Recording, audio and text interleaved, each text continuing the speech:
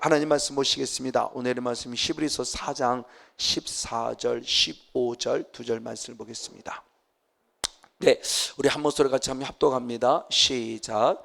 그러므로 우리에게 큰 대제사장이 있으니 승천하신 자 곧 하나님 아들이 예수시라. 우리가 믿는 도리를 굳게 잡을지어다. 우리에게 있는 대제사장은 우리 연약함을 채울하지 아니한 자가 아니요 모든 일에 우리와 한결같이 시험을 받은 자로 돼 죄는 없으시니라. 아멘. 할렐루야. 네, 오늘 이 시간에는 예수님은 그리스도라고 하는 제목을 2시간 나눴고, 그럼 그리스도는 누구로 오신 것이냐 했을 때 왕으로 오셨다는 시간을 1시간 나눴고, 지난주에는 선지자로 오신 예수님의 대문을 나눴고, 오늘 이 시간에는 예수님은 제사장으로 오셨다, 제사장이신 예수님에 대한 부분을 나누면서 그리스도, 즉 3개 직분, 왕이라는 직분, 그리고 선지자라는 직분, 그리고 제사장이라는 직분으로 오신 예수님이 어떻게 우리들에게 십자가, 즉 예수라는 이름값, 우리를 죄로부터 구원하기 위해서 어떤 과정으로 일했는가라는 부분의 모습을 살펴보고 있는 가운데, 오늘 드디어 마지막 3번째 제사장이라는 그런 부분을 함께 나눠보려고 합니다. 우리가 일반적으로 아는 지식이지만 조금 더 우리가 한번 성경적인 지식, 그리고 성경적인 깊이 가운데 제사장으로 오신 예수님은 어떻게 오셨고, 어떻게 제사장적 사명을 감당하셨고, 또는 우리는 어떻게 제사장적 사명을 또한 감당하는 자가 되어야 하는가라는 그런 관점 안에서 한번 말씀을 살피며 은혜를 나눠보길 원합니다. 가장 먼저 우리가 처음에 예수는 그리스도라는 사실을 나누면서 제사장에 대한 부분을 잠시 한번 나눴었죠. 그 첫 번째 제사장이 잘 아는 대로 아론과 그의 자녀들이었습니다. 하나님께서는 그들을 세우며 영원한 제사장으로 삼으라고 하셨어요. 우리 한번 성경을 또 확인해 봅니다. 출애굽기 40장 13절로부터 15절까지입니다. 출애굽기 40장 13절로부터 15절. 네, 같이 한번 있습니다. 시작. 아론에게 거룩한 옷을 입히고 그에게 기름을 부어 거룩하게 하여 그로 내게 제사장의 직분을 행하게 하라. 너는 또 그 아들들을 데려다가 그들에게 겉옷을 입히고 그 아비에게 기름을 부음같이 그들에게도 부어서 그들로 내게 제사장 직분을 행하게 하라. 그들이 기름 부음을 받았은즉 대대로 영영이 제사장이 되리라 하시매. 아멘. 출애굽기 40장은 마지막 성막이 마지막 완성되는 부분입니다. 그럴 때 16절로부터 8번에 걸쳐서 여호와의 명령대로 준행할 때는 단어가 8번이 나와요. 그러면서 출애굽기 40장 34절 35절에 성령의 강력한 임재, 즉 하나님의 영광이 구름같이 가득하게 임하는 그 영광스러운 광경을 보여주면서 그 전에 행하신 먼저 일이 있었어요. 즉 성막을 통해서 일을 낼 일꾼을 먼저 세운 겁니다. 그 일꾼을 세울 때 아론을 통해서 그 아들들을 통해서 세운 거예요. 그러면 그들은 누구로 세웠냐? 제사장이라고는 일꾼으로 세웁니다. 근데 그냥 세운 것이 아니라 그들에게 무엇을 부었다? 기름을 부었다 그랬죠. 기름을 부었다는 것은 상징적 의미라는 거죠. 구약 시대에 기름을 부었다는 것은 오늘 우리에게는 무엇을 받은 것과 같은 말이다? 성령을 받은 것과 같은 말이다. 오늘날은 우리가 지금 기름 부음이나 성령의 기름 부음이라는 단어를 많이 사용하지만 이렇게 사용된 단어가 얼마나 됩니까? 제 10년이나 될까요? 모든 목사님들이 이제는 뭐 성령사를 하든 안 하든 성령의 기름 부음이라는 단어를 사용한 지 그렇게 얼마 안 됐어요. 어느새부터 우리가 사용하고 있더라고요. 왜? 트렌드래. 그냥 모든 목사님이 하니까 그냥 따라 하는 거예요. 기름 부음이란 정확한 영적 어떤 의도, 어떤 영적인 어떤 정확한 것을 알지 못하면서 막연히 그냥 기름 부음이라는 단어를 사용함이 아니라 우리는 그걸 이제는 확실히 알았다는 거죠. 그래서 그리스도라는 부분을 통해서 아주 정확하게 맥락을 짚어줬어요.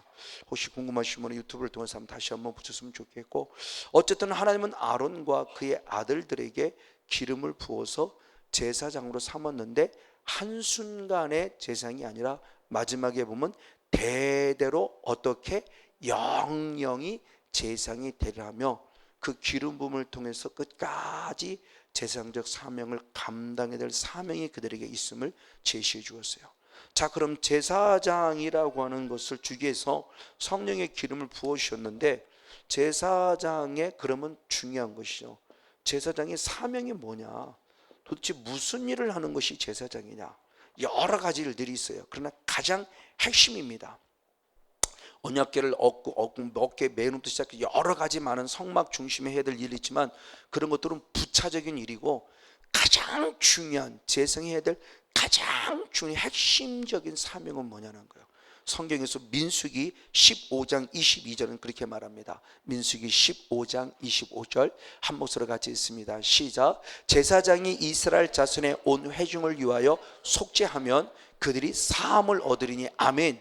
이는 그의 범죄함이며 또 그 그릇 범죄함을 인하여 예물 곧 화제와 속죄제를 여호와께 드렸습니다. 아멘. 제사장의 사명이 뭔가가 정확하게 나옵니다. 즉 우리 백성들은 누구예요? 죄인이에요. 이들의 죄인들 우리들을 무엇하는 일? 사해 주는 일.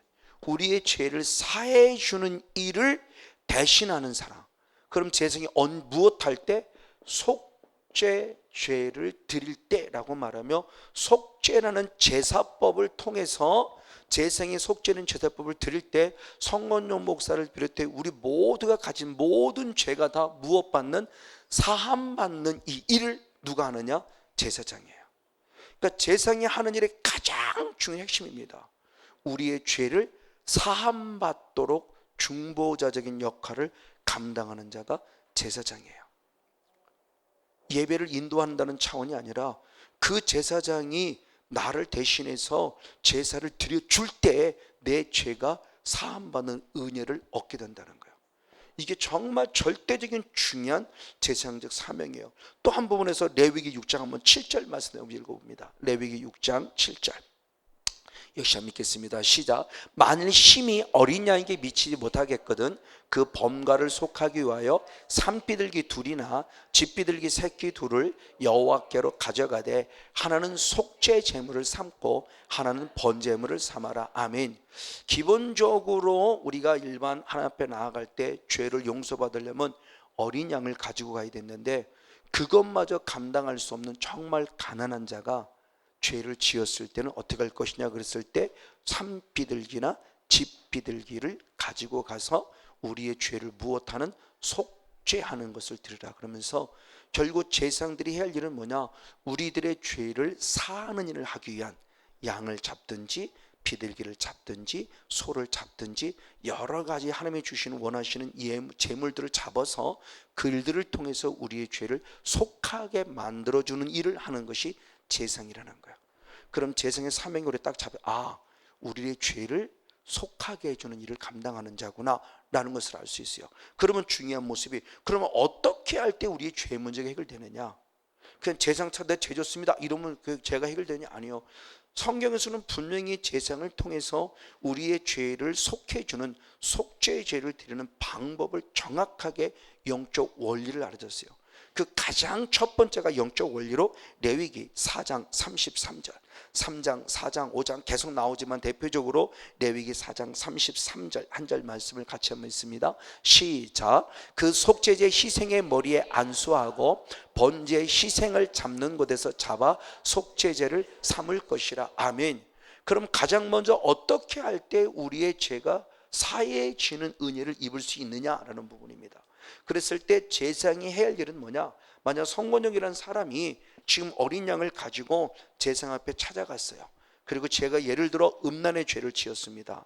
그런 음란의 죄를 쓸 때 제사장님, 왜요? 제가요 원하지 않았는데 그만 마음으로 품는 음란의 죄를 졌어요 라고 제사장이 가서 얘기하면 제사장이 그 이야기를 듣고 어떻게 하느냐는 거예요. 바로 그겁니다. 그 속죄제 희생의 무엇에 머리에 무엇한다? 안수예요. 지금 여기 어린 양을 제가 가지고 왔어요. 그럼 제사장이 제 이야기를 듣고, 하나님 이 시간 성건용 목사가 원하지 않았지만 마음으로 음란의 죄를 품었다고 해서 성령이 주시는 양심의 가책을 느끼고 죄를 회개하게 왔습니다 라고 말하며 성건용 목사의 죄 이야기를 듣고 그 죄를 어린 양의 머리에 무엇했다? 안수했다는 거예요. 그럼 중요한 게 안수했다는 게 뭐냐는 겁니다. 무엇 때문에 안수를? 영적 원리인 거예요. 그러면 하나님께서는 제사장에게 성건용 목사의 음란의 죄를 왜 어린 양에게 안수했냐는 거예요. 안수의 원리가 여러 가지가 원리가 있지만 지금 하는 안수는 복 받는다거나 무슨 성의 임재거나 이런 개념의 안수가 아니에요. 이 짐승 어린 양에게 안수한 것은 성경 분명히 답을 주고 있으니 우리 한번 다 같이 말씀을 때 레위기 16장 21절을 봅니다. 레위기 16장 21절 시작. 아론은 두 손으로 산 염소의 머리에 안수하여 이스라엘 자손의 모든 불의와 그 범한 모든 죄를 고하고 그 죄를 염소의 머리에 두어 미리 정한 사람에게 맡겨 광야로 보낼지니 아멘. 자, 내 죄를 고했어요. 그랬더니 제사장이 그 죄를 듣고 그걸 누구의 머리 위에? 염소의 머리에 무엇했다? 두었다라고 표현해요. 이것은 결국 뭐냐? 내 죄를 성건용 목사가 실제로 범한 죄를 지금 누구에게? 이 양에게, 이 염소에게, 이 소에게 지금 무엇하는 거예요? 이게 전이시키는 거예요. 지금 우리가 흔히 얘기하는 임파테이션은 단어를 많이 쓰는데 전이시키는 거예요. 지금요. 그러니까 성건용 목사의 음란의 죄를 이 양에게, 이 어린 양에게 전이시키는 거, 머리로 전이시키면서 성건용 목사가 가진 음란의 죄가 누구한테 가는 거예요? 이 양에게, 이 염소에게, 이 소에게 가는 거. 이게 전이. 쉽게 말하면 죄를 뒤집어 씌우는 거예요. 양에게 죄를 뒤집어 씌우는 거예요. 하나님의 영적 원리를, 나를 살 수 있는 방법을 그렇게 가르쳐 준 거예요. 죄를 뒤집어 씌워서 내 죄가 이쪽으로 전이될 때 나는 깨끗해진다라고 하는 영적 원리를 알려준 거예요. 우리는 이것을 통해서 회개의 원리를 빨리 금방 파악해 볼 수 있죠. 그래서 제가 하나님의 의라는 부분을 강의할 때는 이 부분의 모습을 조금 더 많이 집중적으로 많이 강의를 하는데 나중에 또 하나님의 의 되면 또 한번 강의를 하겠고, 어쨌든 지금 제사장적 사명 가운데 제사장이 하는 일이 무엇이냐 했을 때 가장 먼저는 그 성도의 죄, 백성의 죄를 들었으면 그 죄를 들은 다음에 그 죄를 누구에게? 이 짐승의 머리에 무엇하는 거다? 전이시키는 거다. 이게 가장 먼저 1순위예요. 그럼 전이시킨 그 죄에 대한 부분의 모습을 그 다음에는 어떻게 되느냐? 레위기 4장 4절의 말씀입니다. 레위기 4장 4절 시작. 곧 그 수송아지를 회막문 여호와 앞에 끌어다가 그 수송아지의 머리에 안수하고 그것을 여호와 앞에서 무엇하라? 잡아야 돼요. 자, 안수해서 염소에게 양의 소에게 전이했어요. 성건용 목사의 음란의 죄는 양에게로 전이될지어다. 그래서 전이가 딱 됐어요. 그럼 전이된 것으로 끝나지 않아요. 이제는 그 죄를 무엇해야 돼요? 죽여야 돼요. 죽여야 한다는 표현을 어떻게 했느냐? 여호와 앞에서 뭐라고 했다? 잡아야 된다고 표현한 거예요. 그러니까 여호와 앞에서 잡는다는 것은 결국은 앞으로 예수님이 십자가에서 달려 죽을 것을 말씀하는 거예요. 죽어야 돼요.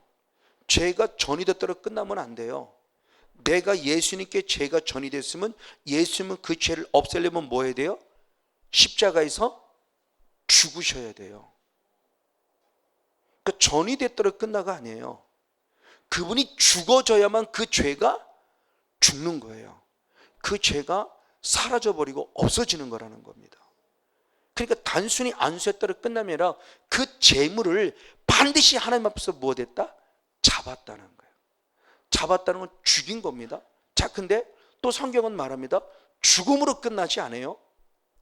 영적으로 한 단계 더 나아갑니다. 죽었으면 그 다음에 어떻게 될 것이냐는 모습인데 역시 출애굽기 24장 8절 말씀으로 대표적으로 봅니다. 출애굽기 24장 8절 역시 있습니다. 시작. 모세가 그 피를 취하여 백성에게 뿌려 가로되 이는 여호와께서 이 모든 말씀에 대하여 너희와 세우신 언약의 피니라는 거예요. 그러니까 레위기 3장, 4장, 5장 계속 레위기 나오는 거 말씀을 보면은 항상 죽였으면 죽인 다음에 뭐가 있냐? 피가 있고 그 피를 무엇했다? 단 사면에 항상 뿌리고 바르고 덮었어요. 자, 죽었다가 다가 아니에요. 예수님이 십자가에서 죽었다가 다가 아니에요. 우리는 십자가에서 흐르는 무엇을 받는 거예요? 그분의 피. 머리부터 발끝까지, 머리부터 발끝까지 양 손끝에서 그리고 옆구리에서 머리에서 발에서 흐르는 그 핏방울 한 방울 한 방울 그대로 발라서 그 피가 내게 뿌려지고 발라지고 덮어져야만 산다는 거예요. 그러니까 죽었다는 개념을 그냥 죽었다라 끊으면 안 되고, 죽었기에 반드시 뭐가 있다? 피가 있다. 이 피가 뭐다? 우리를 살리는 언약의 피라는 거예요. 이 말씀을 예수님도 직접 인용해 하셨어요. 그래서 마태복음 26장 28절에 그렇게 표현했습니다. 마태복음 26장 28절 한번 열 수 있습니다. 시작. 이것은 죄사함을 얻게 하려고 많은 사람을 위하여 흘리는 바 나의 피 곧 무엇이다? 언약이다. 언약이에요. 이 피는 하나님이 우리 주신 언약이에요. 나를 무엇한? 내 죄를 사한다라고 하는 언약이에요. 이 피를 모세가 이미 백성들에게 뿌리고 바르고 덮었다라고 하는 부분이에요. 베드로도 분명히 얘기했습니다. 베드로 전서 1장 2절을 보면은 하나님이 우리를 택했다 그랬어요. 왜 택하셨냐를 봅니다. 베드로 전서 1장 2절을 봅니다. 역시 한번 있습니다. 시작. 곧 하나님 아버지의 미리 아심을 따라 성령의 거룩하게 하심으로 아멘. 순종함과 할렐루야. 예수 그리스도의 피 뿌림을 얻게 하여 택하심을 입은 자들에게 편지했다. 어떤 자에게 택하심을 입은 자. 그럼 무엇을 힘입도록 택함 받은 자한테 성령의 은혜 가운데 무엇하는 자? 순종하도록 택함을 입었고, 예수 그리스도의 무엇을 받도록? 피 뿌림을 받도록 택함 받은 자예요. 그럼 우리는 누구냐? 그러니까 하나님의 자녀, 나 예수님이 하나님의 자녀다. 막연한 이런 것이 아니라 성경들을 아주 구체적으로 들어갔단 말이에요. 목사로서 나가 사는데 누가 봐도 저를 보고 당신 같은 게 목사예요 그러면 저는 아웃이에요. 누가 봐도 역시 예수 믿는 사람 다른 애야 이렇게 나와야 그 사람의 본질이, 하나님의 자녀는 본질이 나오는 거죠. 썩낼 거 다 썩내고, 화낼 거 다 화내고, 욕할 거 다 욕하고, 술 먹고 다 먹고, 세상에 똑같이 취해 있으면서 내가 하나님의 자녀라고요? 열매는 그게 아니에요. 성경에서 말씀한 열매는 무슨 열매를 맺었다가 중요한 게 아니라 그 열매를 봄으로 네 본질이 뭔지를 안다는 거예요. 하나님의 자녀다운 삶이 나오는 사람, 이 사람은 마땅히 하나님의 자녀인 거죠. 바리새는 하나님의 자녀입니까? 독사의 자식입니까? 바리새인은 하나님의 자녀예요? 독사의 자식이에요? 성경에 기록된 바리새인, 하나님 믿는 사람이잖아요. 그 사람들도 하나님을 누구라고 불러요? 요한복음 8장에 보면 하나님을 아버지라고 불러요. 근데 하나님은 아낌없이 그들을 누구라고 말한다고요? 독사의 자식이라고 그래요. 정말 수없이 얘기지만 예수 믿는 거 얼렁뚱땅 대강 믿으려고 그러지 마세요. 정말 정신 바짝 차려야 됩니다. 가면 갈수록 정말 영의 세가 이제 실제라는 게 와닿고, 이제는 막연한 공격이 아니라 실제로 악한 사탄의 집중력 공격을 받아보니까 이게 영의 세가 실제라는 걸 제가 자꾸 좀 강조하면서, 정말 사탄이 없으면 한 번으로는 영원한 구원이지. 당연히. 왜? 그건 진짜 천국이니까. 사탄이 있는데 사탄이 우리를 가만 안 둬요. 하나님을 대적한 놈인데, 우린들 죄가 없어진 하나님도 대적한 놈이 사탄이에요. 근데 우린들 죄덩어리 우린들 가만둡니까? 정말 다시 한번 의미심장해야 돼요. 자, 분명히 안수해서 죄를 전이시켰고, 전이시켜서 십자가 못 박아 죽였고, 죽일 때 그러는 그 피를 뿌리고 있는 거예요. 왜? 그래서 레위기 17장 11절에서는 아주 중요한 말씀을 하십니다. 레위기 17장 11절, 피가 왜 중요한가를 봅니다. 레위기 17장 11절 말씀 시작. 육체의 생명은 피에 있음이라. 아멘. 내가 이 피를 너에게 주어 단에 뿌려 너희의 생명을 위하여 속하게 하였나니. 할렐루야. 생명이 피에 있으므로 피가 죄를 속하느니라. 할렐루야. 우리의 생명은 무엇에 있다고요? 피. 그러면 내게 무엇이 없으면, 피가 없으면 나는 죽어요. 육신적으로도 피가 없으면 뭐예요? 처음에는 빈혈, 어질어질. 근데 계속 피가 떨어지면 과다출혈로 결국 죽어요. 내게 예수의 피가 없으면 나는 맨날 어질어질해요. 어질어질, 혼미해요. 이게 내가 예수를 믿는 사람이 맞는지 아니면 사탄의 자가 맞는지 내가 나를 분별하지 못할 정도로 혼미 상태에 있어요. 맨날 공허하고 혼돈한 상태에서 휘청휘청거리고 있다가 그나마 예수 피마저 없으면 나는 죽어요. 예수의 피 뿌림을 입도록 택함 받은 자인데, 예수의 피가 없는데 어떻게 살겠어요? 예수를 피를 공급받은 유일한 길은 날마다 주님 앞에 무릎 꿇어 죄 이름을 고백할 때 예수의 피를 뿌릴 수밖에 없어요. 그때 예수의 피가 뿌려지고 발라진다고 했으니까. 그러니까 얼마나 우리의 삶이 예수의 피에 대한 부분이 얼마나 중요하냐고요. 지금 그 부분의 모습을 제사장으로 사명으로 살펴보는 거예요. 그러면 피의 모습으로 끝났을 때 피 뿌리면 끝나느냐? 아니요. 그 피 뿌림의 모습을 통해서 부르는 속죄함을 받는데 그 속죄함을 받는 영적 원리를 우리에게는 결국 회개로 적용시킨 거예요. 그래서 사도 요한은 요한복음 1장 요한일서 1장 7절 9절에 그렇게 표현해. 너무나 잘 아는 말씀이지만 요한일서 1장 7절 9절 시작. 저가 빛 가운데 계신 것 같이 우리도 빛 가운데 행하면 우리가 서로 사귐이 있고 아멘. 그들 예수의 피가 우리를 모든 죄에서 깨끗하게 하시 실 것이요 할렐루야. 만일 우리가 우리 죄를 자백하면 저는 미쁘시고 의로우사 우리 죄를 사하시며 모든 불의에서를 깨끗게 하실 것이라 할렐루야. 그러니까 이 피뿌림의 은혜를 입으려면 우리 입장에서는 오늘 지금 무엇을 해야 한다? 회개. 그렇죠? 회개할 때 그 피뿌림의 은혜를 입어서 우리의 죄가 사함 받음에 대한 부분. 옛날 구약 시대 때는 우리가 그때마다 양을 잡아가야 돼요. 그럼 우리가 하루에 10번을 죄 진다면 10번을 가야 될 거 아니에요. 그럼 이거 지금 우리 삭막하게 사는 겁니다. 진짜 하나님이 한 번에 빵 죽어주심으로 얼마나 우리에게 자유를 주셨는지. 그렇다고 막 죄를 마음대로 지라는 방종을 요구하는 건 아니에요. 회개할 은혜를 주신 게 너무 감사함에 대한 부분의 모습이에요. 근데 이제 저기서 문제다. 자, 우리의 전통적인 신앙 안에서는 지금 이것으로 머물러 버렸어요. 흔히 말하는 회개 머물러 버렸어요. 전통적인 신앙 안에서. 틀린 건 아니에요. 틀린 건 아닌데 성경은 좀 더 영적 원리를 깊이 들어가면 절대 여기에 머물러 있지 않다라고는 부분이에요. 이미 구약 시대부터. 이미 구약의 제사법을 가르쳤을 때 피로만 멈추지 않는데 우리는 전통신앙에서 맨날 피를 강조했어요. 틀린 얘기는 아니에요. 근데 거기는 지극히 한 부분이에요. 이종선 목사님의 이 말을 들으면 2% 부족한 부분을 못 찾고 있었어요. 그 2% 부족한 부분이 성경에서는 분명히 답을 주고 있었던 거예요. 제가 오늘 하나님의 감동 가운데 출애굽기 29장을 읽게 되고 있었고 출애굽기 29장을 읽으면서 눈이 확 떼어진 거예요. 이것 봐라. 이런 게 떼어진 거예요. 하나님께 저에게 주신 새벽에 감동을 주신 어떤 사인이 있었죠. 출애굽기 29장을 따로 읽을 수 있는 감동을 주셨고 그때 읽을 때 발견된 부분의 모습이에요. 자, 특별히 제사장의 사명이 뭐라고 그랬어요? 백성들의 죄를 사해 주는 일을 감당해야 돼요. 근데 이 일을 감당하려면 제사장부터 먼저 무엇해야 돼요? 거룩해야 돼요. 그러니까 쉽게 말하면 성건용이라는 제사장이 더럽고 추한 모습으로서는 다른 백성들의 죄를 깨끗게 할 수 없다는 겁니다. 내가 먼저 예수의 피로 깨끗해질 때 나를 통해서 누군가의 죄를 깨끗게 하는 통로가 될 수 있다는 거예요. 그러니까 죄가 없으신 예수님만이 우리 죄를 용서해 주는 거예요. 근데 우리는 죄가 너무나 많으니까 제사장부터 먼저 거룩해야 돼요.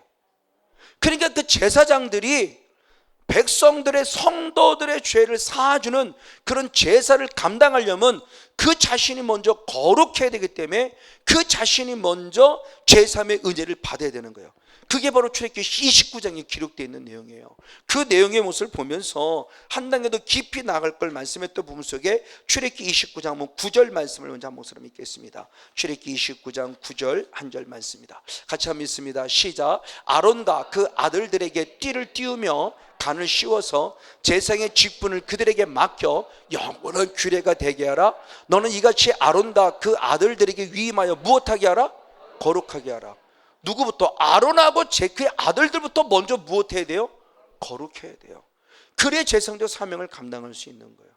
그 제사장 사명을 감당한 후 거룩하게 한 첫 번째가 뭐였냐? 10절로 12절 말씀을 연여봅니다. 10절로 12절 말씀 시작. 너는 숫송아지를 회막 앞으로 끌어오고 아론과 그 아들들은 그 송아지 머리에 안수할지며 너는 회막문 여호와 앞에서 그 송아지를 잡고 아멘. 그 피를 내 손가락으로 단 뿔에 바르고 그 피 전부를 단 밑에 쏟을지나 아멘. 송아지의 머리에 안수한다는 것은 내 죄를 뭐 하는 거예요? 전이시키는 거죠. 전이시키면 끝은 아니에요. 그 송아지를 뭐 해야 돼요? 잡아야 돼요. 잡으면서 끝은 아니다. 그 잡아서 흘리는 무엇으로? 피를 뿌리고 바르고 덮어야 돼요. 간 사면을 싹 뿌려야 돼요. 근데 우리는 전통적 신앙이 지금 저희까지 머물렀었단 말이에요. 그동안 피로만. 근데 속 제사장들에게만큼은 하나가 더 특별히 있었어요. 그냥 일반적인 개념 속에 피를 통해서 속죄죄라고 말하지 않고 제사장들은 하나가 더 있었던 거예요. 이것이 그래야 속죄죄라고 그랬으니 그게 바로 14절의 말씀입니다. 한번 14절 말씀을 한번 같이 한번 읽겠습니다. 14절의 말씀을 보겠습니다. 시작. 그 수소의 고기와 가죽과 똥은 진 밖에서 무엇하라? 불사라. 이래야 이는 무엇이다? 속죄제니라. 자, 피로만 속죄제가 아니에요. 제사장들은 속죄제를 피로뿐만 아니라 하나 더 있었으니 무엇을? 똥덩어리를 무엇을 통해서? 불을 통해서 무엇해야 한다? 제거시켜야 되는 거였어요. 이게 영적 원리였던 걸 저는 깨닫는 거예요. 저는 그동안 우리 전통신앙에 피만 있으면 됐어요. 성건용 목사 그냥 피만 있으면 됐어요. 피로만 끝났어요. 아니요. 마음 같은 제사장은 우리들은, 제사장들은 우리들은 피로만 끝남이 아니라 피는 분명히 있지만, 피를 통해서 번제단에 뿌리고 바르고 덮어 있지만 아직도 내 안에 남아있는 무엇이냐? 더럽고 추한 똥덩이 같은 죄성은 있단 말이에요. 이 죄성을 무엇해야 한다? 성령의 불로 태워 확실히 제거를 해야 된다 그래요. 그러니까 진정한 거룩과 진정한 속죄제가 뭐냐를 지금 알려주는 거예요. 근데 저도 전통적인 목회 안에 있었잖아요. 여러분도 전통적인 목회 안에 있었잖아요. 전통적인 목회는 다 어디에 계세요? 회개로 끝나면 피로서 그냥 끝나버렸던 거예요. 근데 성경은 아니에요. 이미 구약시대부터 신약시대에 와서 예수님이 마귀를 쫓아낸 것이 아니라, 죄성을 처리한 것이 아니라, 이미 구약시대부터 하나님은 반드시 진정한 속죄제의 완성은 피로 끝나면, 피가 있으면 그 다음에 불을 통해서 뭐를? 내 안에 남아있는 똥덩어리가 제거되길 원하고 있다는 거예요. 이게 지금 너무너무 중요한 부분을 가르쳐주고 있는 거예요. 이걸 우리는 몰랐어요. 그러니까 제사장들이 어떻게 우리 죄를 사해 주느냐라는 겁니다. 안수하라. 죄를 전이시켜라. 전이시키면 그 동물을 죽여라. 이게 죄를 죽이는 거다. 죽여서 끝나지 마라. 거기서는 피를 뿌리고 바르고 덮어야 된다. 그리고 피로만 끝나지 마라. 피 뿌렸으면 내 내면에 남아있는 영적인 똥덩어리를 성령의 불로 태워 없애야 한다. 이게 사라프라는 불이라고 그랬어요. 그래서 이사야서도 똑같은 얘기를 합니다. 하나님의 음성을 듣고. 그래서 이사야 1장 25절 26절에 그렇게 표현했습니다. 이사야 1장 25절 26절 시작. 내가 또 나의 손을 내게 돌려 너의 찌꺼기를 온전히 청결하여 버리며 아멘. 너의 혼합물을 다 제하여 버리고 아멘. 내가 너의 사사들을 처음과 같이 너의 모사들을 본래와 같이 회복할 것이라. 그리한 후에야 내가 의의 성읍이고 신실한 골이라 칭함이 되리라 하셨느니라. 아멘. 진정한 의의 성읍, 진정한 신실한 성읍은 단순히 피로만이 아니라 내게 남아있는 무엇까지 처리가 되길 원한다? 영적인 찌꺼기, 영적인 혼합물. 내 심령에 남아있는 영적인 혼잣물 얼마나 많은지 몰라. 이게 예수만 있는 줄은 예수만 있는 게 아니고 예수와 이거 더불어서 물질도 있고 여기에 뭐 명예도 있고 여기에 내 욕심도 있고 얼마나 많은 것들이 혼합되어 있는 더럽고 추한 모습을 가지고 살았는지 몰라요. 그래서 주님께서는 분명히 말씀하기를 하나님과 재물을 겸하여 섬길 수 없다고 했는데 불구는 그래도 재물이 필요하니까, 그래도 먹을 것, 그래도 마실 것, 그래도 입을 것, 그러니까 주님이 뭐라고 합니까? 33절에 뭐라고 그래요? 얘들아, 먹을 것, 마실 것, 입을 것 걱정하지 말고 먼저 내 나라와 내 의를 구해. 그러면 먹을 것, 마실 것, 입을 것은 내가 보너스로 줄 게지. 먹을 것, 마실 것, 입을 것은 보너스로 주는 거지 내가 구해서 얻는 게 아니에요. 언제 어떤 보너스냐? 하나님 나라와 하나님의 의가 내 안에 이루어지면 주시는 거예요. 근데 이게 지금 뒤바뀌어서 말이야. 내 안에 하나님의 나라도 하나님의 의도 안 이루어졌는데 물질을 달라고 하면 누가 주겠냐고요. 영적 원리가 분명한데 진정한 성읍, 의의 성읍, 신실한 성읍이 되려면 아주 빨리 영적인 찌꺼기 제거돼야 돼요. 그래요? 분명히 주님께서 말씀할 때 여호수아를 통해서 내 안에 여리고성이 제거됐어요. 여리고성만 제거되면 그 다음부터는 막 일사천인 줄 알았어요. 아니, 가다가 그보다 못한 아이성에 덜컹하고 넘어져요. 그럼 아이성에 왜 넘어졌습니까? 군사력이 없어서인가요? 아니요, 이미 여리고도 무너뜨린 완벽한 군사력을 가지고 있어요. 하나님도 도우시니까. 근데 넘어졌어요. 왜 넘어졌어요? 내 안에 적이 있었어요. 내 안에 적 누가 있었어요? 아간. 저와 여러분의 지금도 수많은 아간들이 있다니까요. 저는 영적 원리를 저희 성도를 통해 본 거예요. 6개월 정도를 하면서도 변화가 안 되니까 너무너무 가슴 아팠어요. 왜 변화가 안 되지? 콜록콜록거리고 난리치고 허리도 나았다 그러고 뭐 나았다 그러고 뭐 환상도 보인다 그러고 하나님의 음성 듣는다 그러는데 똑같아요. 원망, 불평, 불만하고 아주 똑같아. 이게 뭐야 도대체? 그럼 왜 콜록콜록한 거야? 콜록콜록했으면 바뀌어야 될 거 아니에요. 아니 아직도 원망하고 불평하고 불만하고 시기하고 질투하고 싸우니 이 도대체 뭐야 이게 왜? 그러다가 제가 출애굽기 23장 말씀을 읽으면서 1년이라는 기간을 말씀을 받을 때 저는 그래도 감사하게 6개월 만에 변화되어 가기 시작했어요. 스타트가 6개월이 되니까 그때 변화되기 시작하더라고요. 생각이 바뀌고 언어가 바뀌고 삶이 바뀌기 시작하더라고요. 아, 이게 지속적으로 필요한 부분이구나. 근데 6개월 정도 쭉 바뀌어지는 그런 모습을 보면서도 아직도 순간순간 일어나는 걸 또 발견해요. 그걸 하나님이 깨닫게 한 거야. 아, 그 안에 아간이 숨어 있구나. 아직도 저 밑바닥에 숨어 있어요. 왜? 그런데 이게 언제 드러나냐? 계속 성령이 충만하니까 때가 되니까 드러나는 거야 이게. 그러니까 계속 기름 부음이 필요한 걸 아는 거예요. 걔네들이 처리가 되고 처리가 되고 처리가 되니까 이제는 다시는 원위치로 돌아가지 않을 만큼 변화가 되더라고요. 그래서 와, 이게 가능하구나 걸 저는 느낀 거예요. 부족하지만 제 자신의 변화에도 감사했지만 성도들도 바뀌어지는구나. 원망하는 모습이 완전히 사라질 정도로, 언제 그러냐 싶을 정도로 사람이 싹 바뀌어버리니까 이게 가능하구나. 맞아, 인격적인 성님 앞에 무엇이 불가능할까? 그래서 저는 그걸 느끼는 거예요. 이게 진짜구나. 그러니까 끊임없는 영적 찌꺼기가 제거되는 거예요. 어떤 사람은 그러면 이게 언제까지? 죽을 때까지. 왜? 아직도 밑바닥에 남아있다니까요. 그럼 저희들 지금 완벽하냐? 아니요. 아직도 제 안에 남아있는 밑바닥이 있어요. 그러면 언제 드러나냐? 계속 성령의 기름을 충만하면 언젠가 드러나요. 또 얘를 또 끄집어내고 또 싸우는 겁니다. 그러니까 사탄은 얼마나 은밀한지 저 밑바닥에 가만히 안 그런 척하고 가만히 이러고 숨어 있다고요. 근데 도저히 못 견디, 계속 성령 충만하니까 못 견디니까 드러나는 거야. 그게 욱하고 올라오든지 뭔가 나로 올라오든지 어떤 죄성을 올라오든지 한번 또 죄를 딱 올라올 때 아이고 내가 요놈의 이성을 또 몰랐네 그러고 또 회개하고 이제는 재산 받아서 성령심에 그 죄성을 끄집어내고 그러면서 한 단계 한 단계 한 단계 나아지는 걸 경험하는 거야. 아, 이거구나. 결국 이거였어요. 진정한 속죄제는 여기에 있었던 거예요. 이 영적 원리를 깨닫는 자가 누구냐? 바울이에요. 그래서 빌립보서 3장 5절로부터 자기를 자랑하죠. 의도적인 자랑이 아닙니다. 저 거짓 선들이 자랑하니까 나도 육체에 대해 자랑할 것이 있다. 나도 히브리인 중에 히브리인이다. 나도 바리새인 중에 바리새인이다. 나도 가말리엘 문화생이다.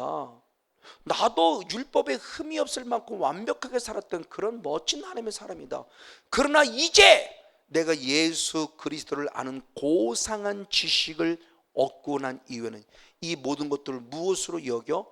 배설물로 여겨, 똥똥으로 여겨 무엇했다? 다 제거해 버렸다는 거죠. 그러니까 이 빌립보서 3장 7절, 8절, 9절 말씀을 쓰게 된 이유가 결국 뭘까? 그것은 분명히 출애굽기 29장 14절 말씀을 기억하지 않았을까 생각해 봐요. 맞아요. 진정한 의의 선거, 하나님의 의로 살 수 있는 것은 예수 피와 더불어 성령의 불을 통해서 악한 죄성이 제거되어야 돼요. 그래서 빌립보서 3장 7절부터 9절까지 말씀에 바울이 그렇게 고백한 겁니다. 빌립보서 3장 7절부터 9절을 연이어봅니다. 그러나 무엇이든지 내게 유익하던 것을 내가 그리스도를 위하여 다 해로 여길 뿐더러 또한 모든 것을 해로 여김은 내 주 그리스도 예수를 아는 지식이 가장 고상함을 인함이라. 아멘. 내가 그를 위해 모든 것을 잃어버렸고 배설물로 여기면 그리스도를 얻고, 아멘, 그 안에서 발견되려 함이니 내가 가진 의는 율법에서 난 것이 아니요 오직 그리스도를 믿음으로 말미암은 것이니 곧 믿음으로 하나님께로서 난 의라. 할렐루야. 영적 찌꺼기가 되을 때 신의의 성읍이 되고 신실한 성읍이 진정한 의를 힘입은 것처럼 바울도 내 안에 영적 찌꺼기를 드디어 다 제거했어요.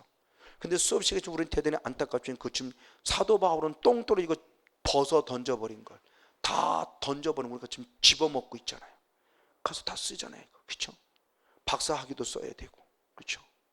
얼마나 세상 걸 가서 집었어요. 벤츠도 타야 되고, 나도 벤츠를 타고 있고 말이야. 나도 박사학위가 있고 그러고. 사도 바울은 다 버렸다고 하는 거를, 예수 그리스도를 고상한 아는 지식 때문에 이 모든 것들을 배설물을 이거 찢어버리고 제거해버리고 박살내버린 걸 우리 가족에 조각조각 맞춰고 자꾸 뒤집어 쓰냐고요. 아직도 박사가 되려고 난리를 치고. 창피한 게 문제가 아니라 하나님을 두려워해야 돼요. 이거 버려버려도 똥덩어리예요. 이게 우리의 유익이 아니라는 겁니다. 이게 하나님 나라 가는데 유익이 아니라 오히려 걸림돌이 될 수 있다는 거예요. 이것을 주님이 제거될 때 이게 완벽한 속죄죄라고 그러는 거예요.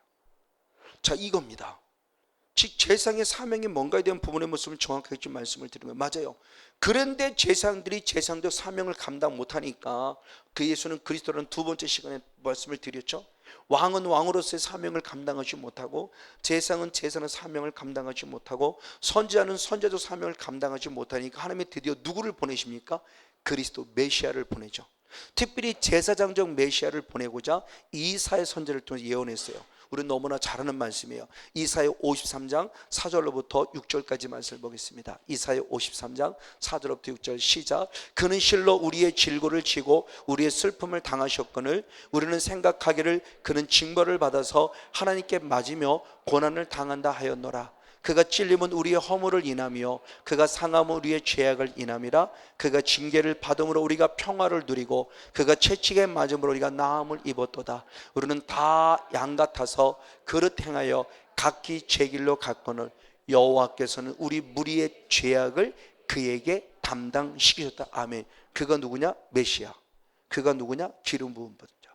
그 기름 부음 받은 자가 우리는 잘 아는 대로 누구예요? 예수이죠. 너무나 잘 알죠. 그러니까 예수님은 각자의 그리스도를 세웠어요. 다윗과 같은 왕도 세웠고요. 이사야와 같은 선지자도 세웠고요. 그리고 아론과 같은 제사장도 세웠고요.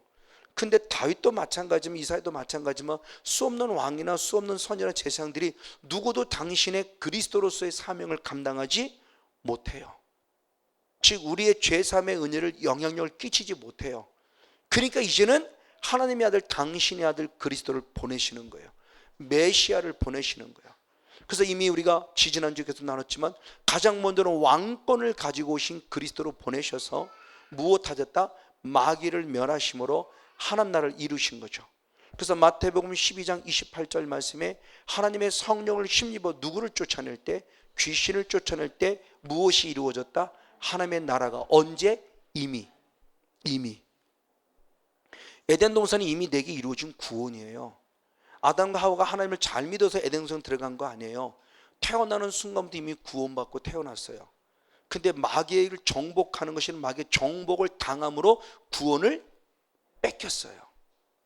그 다시 들어가려면 결국은 뭐 해야 돼요? 죄 문제가 해결돼야 돼요. 근데 죄 문제가 해결되는 것은 맞으면 안 된다고 그랬어요. 죄는 해결되는데 내가 또 죄를 짓는 거죠.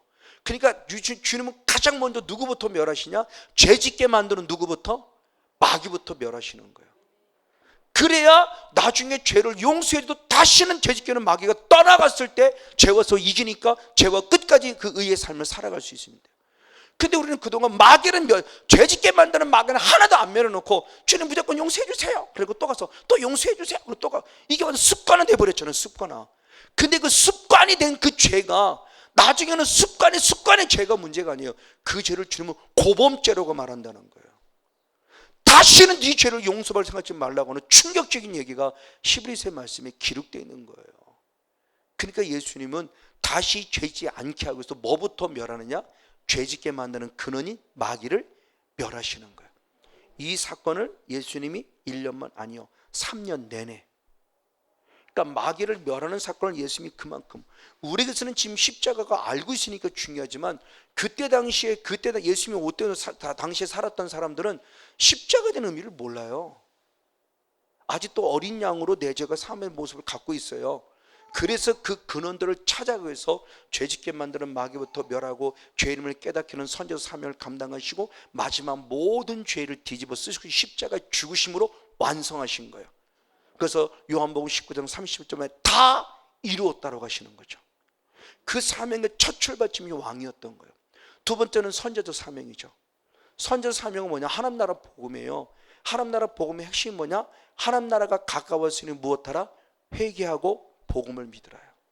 근데 여기 있는 성원영 목사부터 시작해서 우리가 선지자 사명을 가졌다면 잘 먹고 잘 살아가 선지자 사명이 아닙니다. 백성들의 죄를 깨닫게 해야 돼요. 죄를 드러나게 해야 돼요. 정말 선지자적 사명이 뭘까요? 우리가 톡 까놓고 성경 읽어보지만 선지자들이 복 받으라고 한 설교 있나요? 철저하게 회개를 강조했고, 회개하여 돌아오면 이렇게 회복해 줄게라고 약속을 할지언정 11조 드리면 복 받는다든지 무슨 주의든 이런 개념 속에 복 받으라는 그런 설교가 없어요. 선지자 사명은 오직 한 가지입니다. 회개하라요. 회개하라. 예수님이 이 사명 감당하신 거예요. 그리고 지금 마지막 세 번째로 이제 재상적 사명을 감당하시는데, 그 재상적 사명을 감당하실 때 하신 말씀이 뭐냐는 겁니다. 우리가 성경을 보니 마태복음 16장 16절 21절, 마태복음 16장 16절 21절을 봅니다. 시작. 시몬 베드로가 대답하여 가로되 주는 그리스도시요 살아계신 하나님의 아들이시니이다. 아멘. 이때로부터 예수 그리스도께서 자기가 예루살렘에 올라가 장로들과 대제사장들과 서기관들에게 많은 고난을 받고 죽임을 당하고 제3일에 살아날 것을 제자들에게 비로소 가르치시니라. 아멘. 자, 예수님은 당신의 입술로 당신을 한 번도 그리스도라고 말한 적 없어요. 네가 말했다라고는 말했을지언정, 내가 그다라고, 당신이 그리스도, 내가 그다라고 말했을지언정 예수님의 입으로는 한 번도 그리스도라고 말한 적 없어요. 당신이 그리스도임을 선지자적 말씀을 통해서 나타나는 여러 가지 역사들을 통해서 너희들이 기다리는 메시아가 나임을 직접 보여주긴 하셨으나 내 입술로 직접 말하지는 않으셨어요. 그리고 오늘 때가 또 묻는 겁니다. 하나님의 거룩한 때가 되니까 누구라고 하느냐 그랬더니 여러 사람들이 뭐라고 그랬더니 그들이 말하는 건 중요한 게 아니고 너희들이 나를 누구냐 그럴 때 우리가 잘 아는 대로 베드로가 말할 때 주는 누구요? 그리스도시요 살아계신 하나님의 아들입니다 라고는 부분의 모습에 대한 부분을 예수는 그리스도라는 사건을 통해서 분명히 말씀을 드렸고, 다음 주 이분을 좀 더 한번 다뤄볼 겁니다. 저희도 이런 고백이 되니까 그때 성경입니다. 이때로부터입니다. 그러니까 예수님의 사역의 전환점이 되는 사건이에요. 이때로부터, 그리고 마지막에 비로소라고 말하면서 이때로부터 예수님이 사역의 전환점이에요.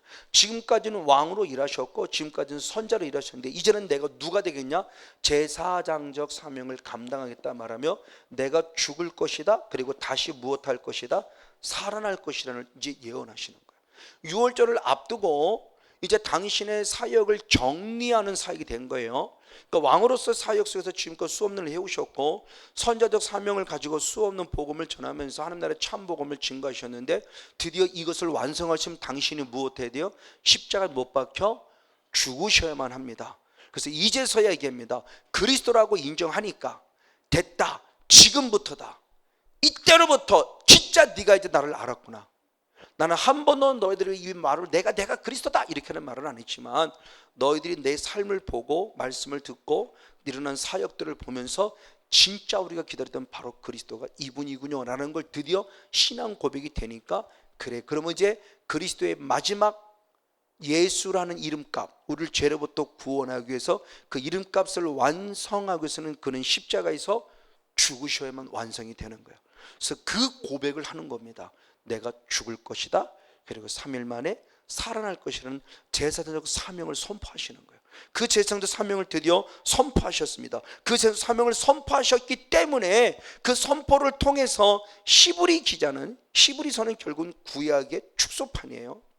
구약을 축소시켜서 잘 정리한 게 히브리서인데, 히브리서 기자는 그래서 그 예수님을 누구라고 그랬냐? 히브리서 6장 20절의 말씀을 봅니다. 히브리서 6장 20절, 아까는 히브리서 우리가 4장 14절 15절을 본문을 읽었는데 히브리서 6장 20절 한 절 말씀을 같이 한번 읽습니다. 시작. 그리로 앞서가신 예수께서 멜기세덱의 반차를 쫓아 영원히 대제사장이 되어 우리를 위하여 뭐 됐다? 들어가셨느니라. 아멘. 즉 성소 안에서 십자가 사건을 통해서 지성소로 들어가시는 예수님을 때 그분이 누구냐? 영원한 누구다? 대제사장. 근데 영원한 대상은 어디부터 있냐? 이미 구약시대부터 있었던 멜기세덱의 반차를 쫓은 중요한 거예요. 아브라함이 롯과의 싸움에 승리하 가장 먼저 만날 때 누구를 만납니까?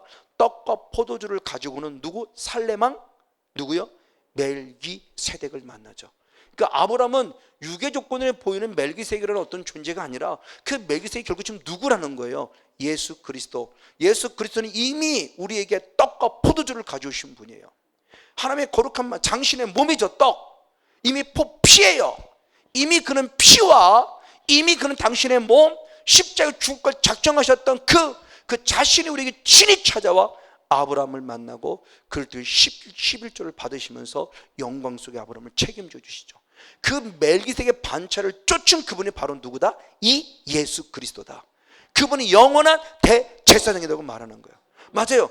그 모습입니다. 그러면 제사장도 아까 사명 말했지만 제사장 사명이 결국 뭐냐는 거예요. 이게 바로 예수의 이름값에 있다고 그랬죠. 마태복음 1장 21절. 마태복음 1장 21절 말씀을 보겠습니다. 네, 한 목소리로 같이 한번 있습니다. 시작. 아들을 낳으리니 이름을 예수라 하라. 이는 그가 자기 백성을 저희 죄에서, 할렐루야, 우리의 백성, 우리들입니다. 모든 백성들을 어디에서? 죄로부터 무엇할 자예요? 구원할 자. 이 죄로부터 구원할 사명이 아까 누구 사명이었다? 제사장. 근데 제사장이 이제 누구다? 예수. 그러니까 예수는 이 이름값을 가지고 오셨을 때 이름값 속에 결국 예수님의 무슨 사명이 묻어 있습니까? 제사장 사명이 딱 묻어져 있는 거예요. 아, 예수님에게는 우리의 죄로부터 구원하실 제사장적 사명을 이미 가지고 계셨구나. 근데 그 사명을 그리스도라는 직분을 통해서 완벽하게 이루어내시는 거죠. 맞아요. 그래서 그리스도 다시 한번 살펴보면 우리는 가장 먼저 우리 뭐냐? 죄부터 해결해가는 그 첫 스타트가 아까 얘기했던 어린 양이었어요. 어린 양에게 그것이 되어지는 모습을 역대하 35장 1절과 6절은 그렇게 표현하고 있습니다. 요시야 왕을 통해서 종교 계획을 이룰 때 어린 유월절이 회복되죠. 그때 회복되는 모습입니다. 시작. 요시야가 예루살렘 여호와 앞에서 유월절을 지켜 정월 14일에 유월절 어린 양을 잡으니라. 스스로 성결케 하고 유월절 어린 양을 잡아 너희 형제를 위하여 예비하되 예수께서 여호와께서 모세로 정하신 말씀을 쫓아 행할지니라. 아멘. 새로운 요시야지만 요시야 왕이 새롭게 했을 때 이스라엘 백성의 잃어버린 전통성을 완전히 바꿔서 새롭게 유월절의 의식을 회복해 나갈 때 그게 누굴 쫓은 거냐? 하나님께서 모세로 전하신 말씀을 쫓아 행하라고는 명령을 통해서 다시 모세를 통해 신앙이 회복되는 걸 좀 보여주는 거예요. 새로운 종교 개혁을 일으키는 거예요. 유월절 어린 양 확실하게. 그래서 유월절 어린 양이 다시 대두되면서 새로운 신앙의 모습들이 회복되는 모습을 보여주는 거예요. 그렇기 때문에 세례 요한이 예수님을 누구라고 그러느냐? 요한복음 1장 29절과 36절 두 절 말씀을 봅니다. 요한복음 1장 29절 36절 두 절입니다. 시작. 이튿날 요한이 예수께서 자기에게 나오심을 보고 가로되 보라 세상 죄를 지고 온 하나님의 어린 양이로다. 예수의 다니심을 보고 말하되 보라 하나님의 어린 양이다. 아멘. 자, 지금까지의 모습에서 다른 복음서에서는 예수님에 대한 부분을 그냥 왕으로서의 모습, 선제적 모습만 다뤘어요.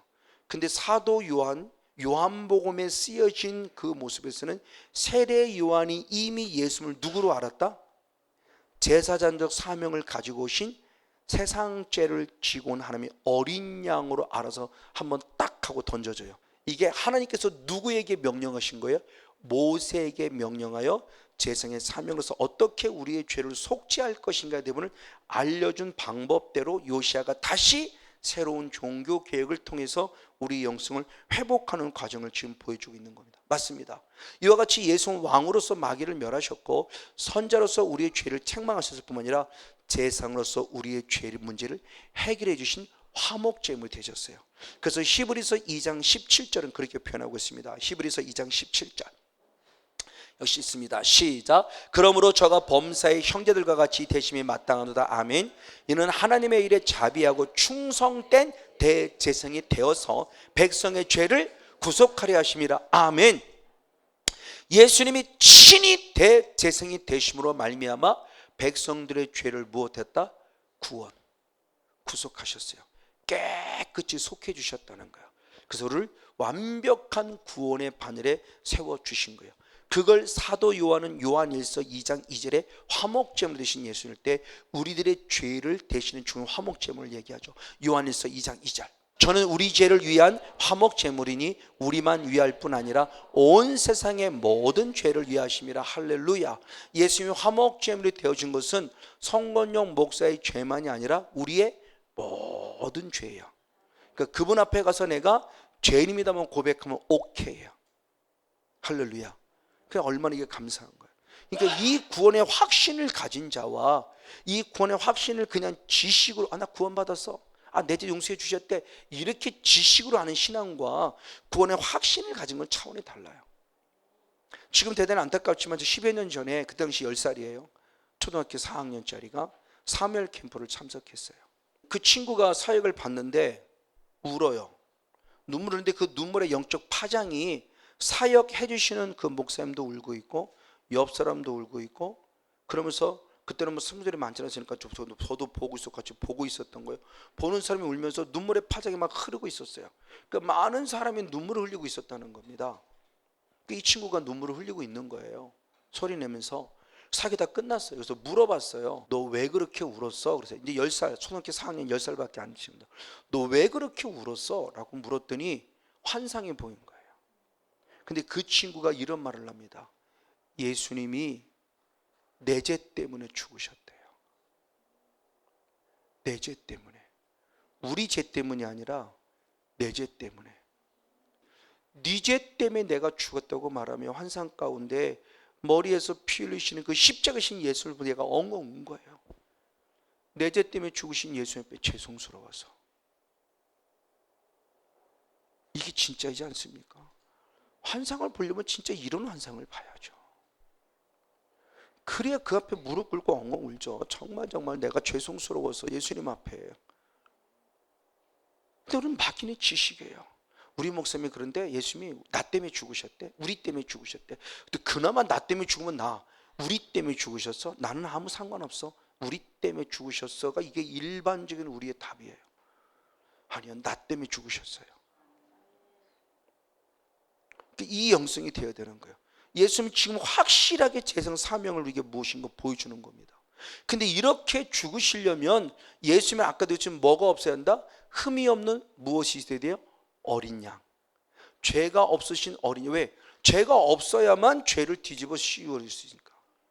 죄 있는 자에게 죄를 뒤집어 씌울 수 없어요. 그러니까 제사장 먼저 죄가 없는 삶이 되려고 먼저 깨끗해지려고 나아가 먼저 철제 주님 앞에 속죄제를 드리는 사건이 벌어지잖아요. 그래서 성경은 분명히 말하고 있는 겁니다. 다시 한 말씀을 때 요한에서 3장 5절 말씀을 보겠습니다. 요한에서 3장 5절 같이 봅니다. 시작. 그가 우리 죄를 없이 하려고 아멘 나타내신 바 된 것을 너희가 아나니 그에게는 무엇이다? 죄가 없느니라. 아멘. 죄가 없는 완벽한 깨끗하신 분. 그래서 베드로전서 1장 19절의 말씀에도 흠없고 점없는 어린 양 같은 그리스도의 보배로운 피로 우리 죄가 사함 받았음에 대한 부분을 성경은 분명히 말씀해 주고 있습니다. 맞습니다. 이렇게 되어주면 우리의 대속자가 되는 거예요. 자, 이 대속물로 된다는 사건이 의미가 대단히 아주 중요해요. 아까도 얘기했습니다. 자, 우리의 죄를 양의 머리에 무엇했어요? 안수했어요. 염소의 머리에 안수했고 제사장은 송아지의 머리에 안수했어요. 이 안수하는 게 뭐다? 죄를 전이시키는 거예요. 죄를 뒤집어 쓰는 거예요. 근데 이 일을 이제 누가 하셨다? 예수님이. 그래서 사도 바울은 고린도후서 5장 21절에 그렇게 고백합니다. 하나님이 죄를 알지도 못하신 자로 우리를 대신하여 죄를 삼으신 것은 우리로 하여금 저희 안에서 하나님의 의가 되게 하려 하심이니라. 아멘. 죄를 알지도 못하신 그 예수에게 우리 죄를 대신 못했다? 삼았다는 거예요. 저걸 새 번역 성경은 죄를 뒤집어 씌웠다고 아주 직설적으로 선포했어요. 새 번역 성경을 한번 더 봅니다. 하나님께서는 죄를 모르는 분에게 우리를 대신해 죄를 씌우셨어요. 죄를 뒤집어 씌웠어요. 이게 전이에요. 자, 그러면 회개에 대한 영적 원리를 중요합니다. 자, 우리의 죄를 예수님께 뒤집어 씌웠어요.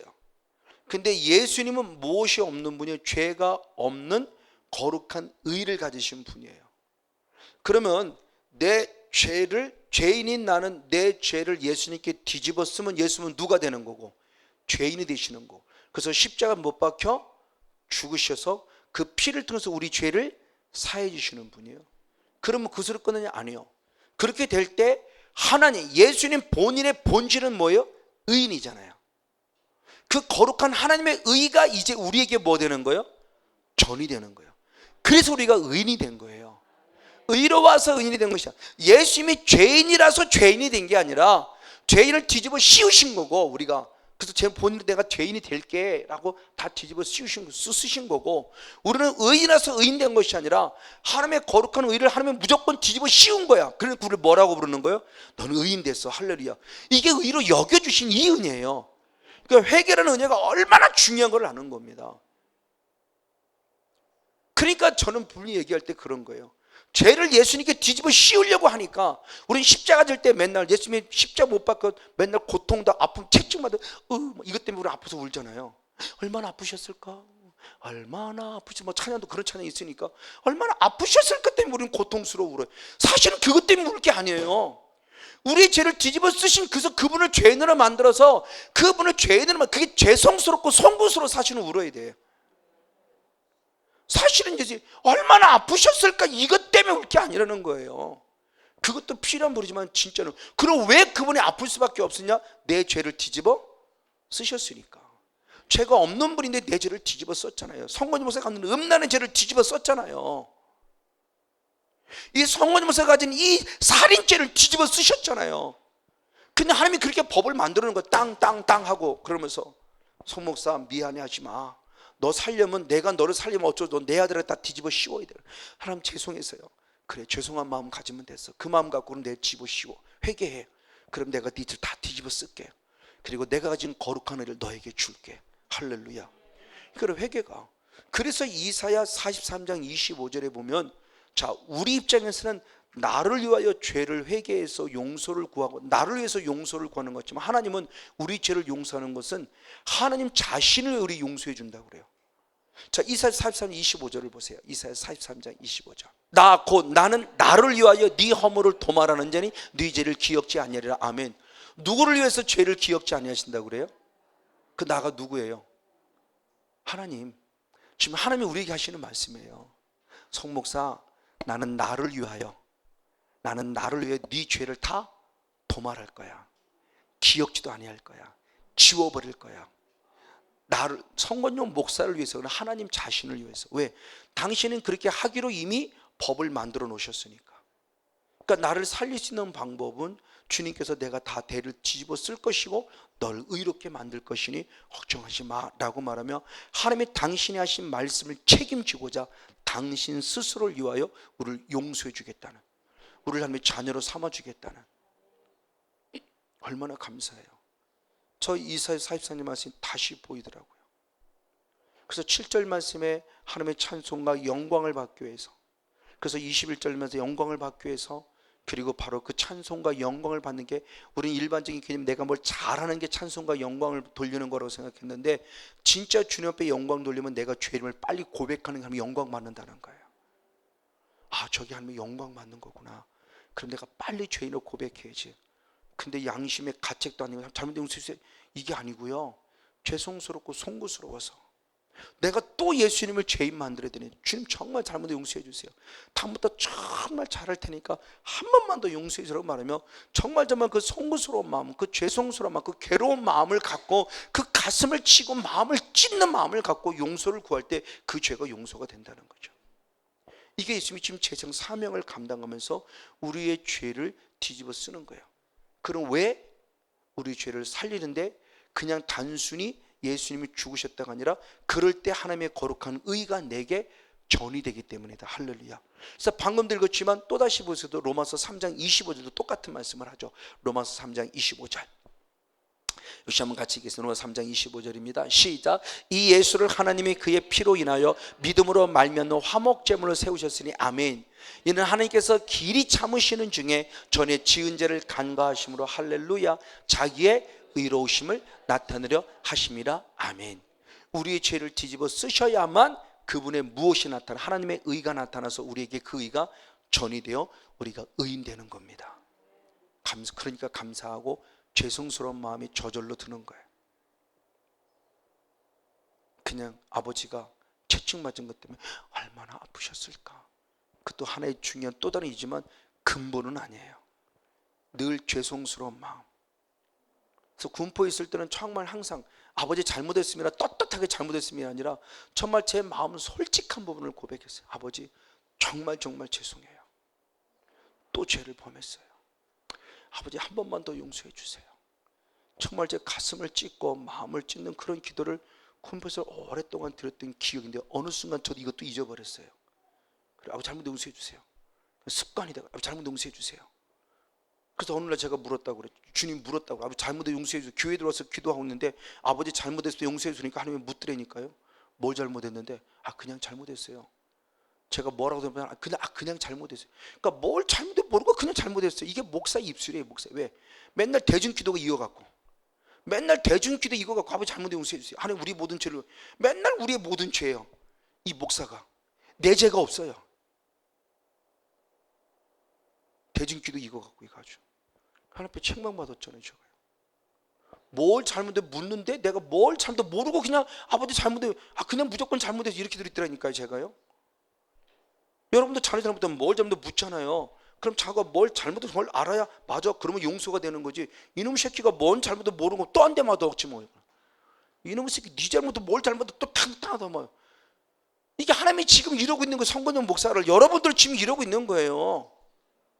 특별히 목사님들 정말 뭘 잘못하셨습니까? 정말 주님이 묻는다면 아버지 이겁니다라고 정확하게 잘못을 고백할 수 있어야 된다는 거죠. 이게 자백이잖아요. 뭉퉁거리지 마시고요. 개인적인 기도할 때마저도 그냥 뭉퉁거려서 대중기도를 해버리고, 이건 아니라는 거예요. 맞아요. 그럼 이 은혜의 모습이 어떻게 우리에게 올 수 있는가에 보겠습니다. 그걸 히브리서 기자는 히브리서 10장 10절 12절 14절에 그렇게 표현했습니다. 히브리서 10장 10절 12절 14절을 연여봅니다. 시작. 이 뜻을 쫓아 예수 그리스도의 몸을 단번에 들이심으로 말미암아 우리가 거룩함을 얻으노라. 아멘. 예수 오직 그리스도는 죄를 위해 한 영원한 제사를 드리시고 하나님의 우편에 앉으셔 저가 한 제물로 거룩하게 된 자를 영원히 온전케 하셨느니라. 할렐루야. 자, 우리를 거룩하게 된 사건은 단번의 사건이에요. 2000년 전에 십자가의 단번의 사건. 근데 그 단번의 사건의 제사의 그 모습은 영원한 제사가 됐어요. 앞으로도 영원한 제사가 되는 거예요. 영원한 제사가 될 때 그 영적 효능은 우리를 어떻게 하느냐? 영원히 온전케 해요. 저는 항상 단번에 영원히 온전케라는 단어를 사용하는 거예요. 사건은 단번에 2000년이 있었지만 그 제사는 영원한 제사이며 그 효능은 지금도 우리를 영원히 무엇하게 한다? 온전케 한다. 할렐루야. 그러니까 우리는 늘 십자가 앞에 무릎 꿇기만 되는 거예요. 우리가 죄를 안 지었기 때문에 천국 가는 게 아닙니다. 제사함으로 거룩하게 됐기 때문에 천국 가는 거예요. 제3적 사명을 감당하신 예수 앞에 회개하여 죄 이름을 고백하는 순간 그 죄를 사함받았기에 그 거룩함이 깨끗해짐으로 천국 가는 거죠. 죄를 안 지었기 때문에 천국 가는 거 아니에요. 왜? 이 땅에 의인은 없네, 하나도 없다고 그랬어요. 죄를 안 지었다고 자랑하지 마세요. 선을 행했다고 자랑하지 마세요. 선을 행하라고 했으나 선이 내 의가 돼서는 안 돼요. 그 선을 행하는 것마저 하나님의 의가 돼야 돼요. 하여야 할 일을 했을 뿐입니다. 기도하라 하니 나는 기도했습니다. 전도하라 하니 나는 전도했습니다. 기도 일꾼 삼으시니 감사합니다. 전도 일꾼 삼으시니 감사합니다. 사역의 일꾼 삼으시니 감사합니다. 나는 무능한 종입니다. 무익한 종입니다. 마땅히 하여야 할 일을 했을 뿐입니다. 이게 진짜라는 거죠. 그래서 사도 바울이 고린도전서 15장 10절의 고백이 저는 마음에 와닿아요. 그럼 그 전에는 지식으로는 알았는데 마음에 와닿았으니까 레마가 안 된 거예요. 이제는 레마가 된다는 거예요. 레마가 뭐라고 고백합니까? 나던 것이 하나님의 은혜요. 그 은혜를 헛되이 하지 않기 위하여 다른 사다보다 더 많이 수고하였는데 그 수고한 것마저도 하나님의 은혜라고 그러잖아요. 그러니까 내가 한 게 아니잖아요. 하나님의 은혜로 수고한, 그게 영적 할례당이죠. 영적 할례당은 성령으로 봉사하는 자라고 그랬어요. 성령에 의해서 힘쓰고 애쓰는 자예요. 그래서 베드로전서 4장 11절의 말씀에 무슨 말을 하려거든 하나님의 말씀을 하는 것 같이 하고 무슨 일을 하려거든 하나님이 공급하시는 힘으로 하라. 아멘. 내가 한 게 아니에요. 그러니까 쓰임받은 게 감사한 거예요. 나 같은 자를 부르신 게 그저 감사한 거예요. 저는 아직까지는 변질되는 게 감사해요. 그래서 저도 몇 번 얘기했지만 저는 지금도 가장 중요한 또 다른 한 기도가 하나님 제발 변질되지 않게 해주세요. 이 성원영 목사 변질되면 안 됩니다. 변질되지 않게 해주세요. 제가 하나님께 이런 중요한 기도건데 또 하나의 기도예요. 여기 있는 성원영 목사만 변질되지 않음이 아니라 여러분도 변질되는 않기를 축복합니다. 첫 열매, 첫사랑 끝까지 지속돼야 돼요. 바로 이것이 지금 주님께서 우리 주신 아주 놀라운 은혜. 맞아요. 근데 예수님이 이제 이러십니다. 그럼 예수님이 제사장 사명으로 끝나냐? 아니요. 우리 보고도 제사장이 되라고 하는 거예요. 그게 마태복음 16장 24절의 말씀입니다. 마태복음 16장 24절을 봅니다. 같이 한번 읽습니다. 시작. 이에 예수께서 제자들에게 이르시되 아무든지 나를 따라오려거든 자기를 부인하고 자기 십자가를 지고 나를 쫓을 것이라. 아멘. 사탄에게 속아 넘어갔죠. 바울이, 참 베드로가 사탄에게서 너희도 물러가라. 너는 하나님의 일을 생각지 않고 도리어 사람의 일을 생각하고 책망받은 다음에 정말 베드로야 네가 나를 따르리 한다면 네가 짊을 십자가를 지고 나를 쫓아. 즉 내가 제사장적 사명을 감당하니 너도 나를 따라 제사장적 사명을 감당해라요. 자기를 부인하고 자기를 죽이라는 겁니다. 나도 죽듯이. 그래서 사도 바울이 그 비밀을 깨달았기 때문에 갈라디아 2장 20절에 내가 그리스도와 함께 십자가에 못 박혀 죽었다는 고백을 하는 거예요. 괜히 죽었다고 하는 게 아니에요. 근데 그 죽음이 한 번만 죽냐? 고린도전서 15장 31절의 말씀에는 날마다 죽었다 그러고 고린도전서 9장 27절 말씀에서는 나를 날마다 쳐서 복종시켰다 그래요. 그러니까 하나님께서 지금 우리에게 중요한 얘기를 할 때 자기를 십자가 앞에 죽인다는 것이 결국 뭐냐는 거예요. 사도 바울은 지금 그 삶을 살아감에 대한 부분을 얘기를 하는 겁니다. 자, 이 죽어짐의 모습, 십자가의 모습 맞습니다. 바로 이 모습을 짓는 것인데 결국 이렇게 자기 자신을 계속 죽어간다는 모습은 결국 무엇을 얘기하는 거냐? 예수님께서 우리에게 말씀하셔서 요한복음 8장 11절의 말씀입니다. 요한복음 8장 11절. 대답하되 주여 없나이다. 예수께서 가르치되 나도 너를 정죄하지 아니하노니 가서 다시는 죄를 범치 말라 하시니라. 아멘. 자, 예수님이 지금 우리들의 죄를 용서해 줄 때는 단서가 있었어요. 우리가 70번씩 7번이라는 이 개념의 예수님이 하신 말씀에 대한 부분 속에서 언제든지 영원토록 괜찮아 나는 죄니까 라고 자기 스스로의 자기관리가 안 돼가면서 철저히 죄에 빠져오냐? 아니요, 그건 습관적인 죄는 나중에 고범죄가 된다고 말씀을 드렸어요. 습관적인 죄에 대해 모습에 너무 쉽게 생각하지 마세요. 절대 아닙니다. 주님은 우리 죄를 용서할 때 분명히 조건이 있어요. 다시 죄짓지 마. 다시 죄짓지 않기를 원하면서 용서해 준 거지 또 죄도 괜찮아 얼마든지 용서해 줄게. 그 얼마든지라는 게 다 달라요. 오늘 불러가면 얼마든지라고 영원하다고 생각하지 마세요. 지금 철저히 회개된다는 얘기입니다. 제가 우리 단톡방에 올려놓은 것이 있어요. 지옥 가는 어떤 사람이 예수님께 하는 말씀입니다. 1분만 살려주세요. 1분만. 묻습니다. 왜? 1분만 살리면 그때 내가 회개할게요. 회개할 기회를 가지려고. 여러분, 지금이 여러분 회개할 기회 살아있을 때가 죽고 나서는 끝나요. 이 목숨 끝나면. 그러니까 지금이 우리에게 주신 1분의 시간일 줄 몰라요. 시간이 영원할 거라고 생각하지 마세요. 지금 철저히 회개해야 돼요.